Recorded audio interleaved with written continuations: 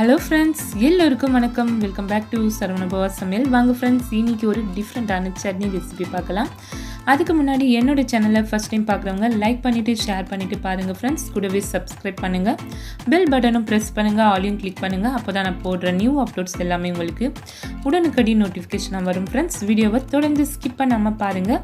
வாங்க ஃப்ரெண்ட்ஸ், இப்போ ரெசிபிக்குள்ளே போகலாம்.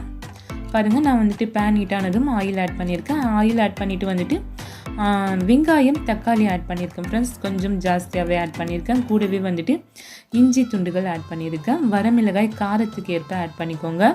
பச்சை மிளகாயும் ஆட் பண்ணியிருக்கேன் ஃப்ரெண்ட்ஸ். இதுக்கு வந்துட்டு புளி கொஞ்சமாக ஆட் பண்ணியிருக்கேன். புளியோடு அப்புறமா கொத்தமல்லி தழை நிறையவே ஆட் பண்ணிக்கோங்க. கொத்தமல்லி தழை வந்துட்டு ஏன்னா நம்ம நார்மலாக தக்காளி சட்னி செய்வோம். இந்த மாதிரி கொத்தமல்லி தழையை ஆட் பண்ணிவிட்டு நீங்கள் தக்காளி சட்னி செஞ்சு பாருங்கள். நிஜமாகவே வந்துட்டு வேறு டேஸ்ட்டில் இருக்கும், நல்லா இருக்கும் ஃப்ரெண்ட்ஸ். ஒன் டைம் வந்துட்டு நீங்கள் ட்ரை பண்ணி பாருங்கள்.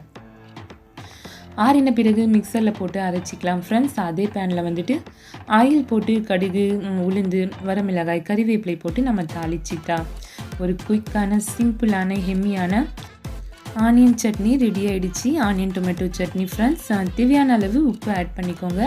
நீங்கள் இந்த சட்னி அரைக்கும்போது இந்த கொத்தமல்லியை ஆட் பண்ணிவிட்டு அரைச்சி பாருங்கள், வேறு லெவல் டேஸ்ட்டில் இருக்கும். சுட சுட இட்லியோட இந்த சட்னியை சாப்பிடும்போது செம்மையாக இருக்கும் ஃப்ரெண்ட்ஸ். மார்னிங் பிரேக்ஃபாஸ்ட்டுக்கு மறக்காமல் ட்ரை பண்ணி பாருங்கள். பிடிச்சிருந்தால் மறக்காமல் லைக் பண்ணுங்கள். குயிக்கான சட்னி வந்துட்டு எப்படி இருந்துச்சுன்னு எனக்கு கமெண்ட்டில் சொல்லுங்கள் ஃப்ரெண்ட்ஸ். அடுத்து ஒரு சூப்பரான ரெசிபி இல்லை வ்ளாக்லேயே சந்திக்கலாம். ஹாப்பி குக்கிங், ஹெல்த்தி லைஃப், ஹெல்த்தியாக சாப்பிடுங்க, ஹாப்பியாக இருங்க ஃப்ரெண்ட்ஸ். அதுவரை உங்களிடமிருந்து விடைபெறுவது உங்கள் சரவணபவா சமையல். பாய் ஃப்ரெண்ட்ஸ், தேங்க்ஸ் ஃபார் வாட்சிங். நெக்ஸ்ட் வீடியோ மீட் பண்ணலாம்.